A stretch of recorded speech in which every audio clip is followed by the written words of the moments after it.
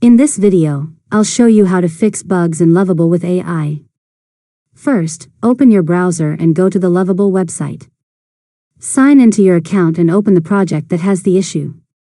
Next, test your app and identify the problem you want to fix. Check the error messages, broken features, or unexpected behavior so you can clearly describe the issue. Now, use the Lovable chat box and explain the bug. Include what happened, what you expected to happen, and any error messages you found. The more details you provide, the easier it is for the AI to find the solution. After that, let Lovable analyze your project and generate a fix. Review the suggested changes and test the updated version of your app. Next, continue refining the fix if needed. You can ask Lovable to review the code, improve the solution, or check for other related issues. Finally, test your application again to make sure everything is working correctly.